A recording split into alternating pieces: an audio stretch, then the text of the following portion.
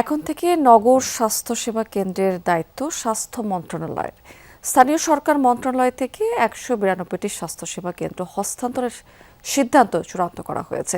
রোববার স্থানীয় সরকার মন্ত্রণালয়ের এক চিঠিতে এই সিদ্ধান্তের কথা জানানো হয়েছে। তার আগে সম্মতি নেওয়া হয় প্রধানমন্ত্রীর। দেশে ১২টি সিটি কর্পোরেশন এবং ২৩টি পৌরসভায় ১৯২টি নগর স্বাস্থ্যসেবা কেন্দ্র রয়েছে।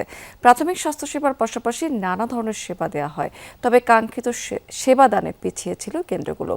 নতুন এই সিদ্ধান্তের ফলে মান বাড়বে সেবার, তবে এই নিয়ে নীতিমালা তৈরি, বেতন কাঠামো নির্ধারণ সহ নানা ধরনের জটিলতা এখনো পর্যন্ত কাটেনি। সেবা কেন্দ্রগুলোকে হস্তান্তর করা হচ্ছে সিভিল সার্জনদের কাছে। এখন থেকে এগুলো পরিচালনার পুরো দায়িত্ব স্বাস্থ্যসেবা বিভাগের।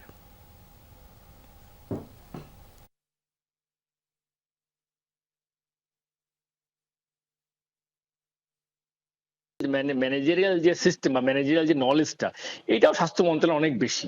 এই জন্য আমরা মনে করি যে এটা আসলে এগুলো স্বাস্থ্য মন্ত্রণালয় বা স্বাস্থ্যের অধীনেই থাকা উচিত।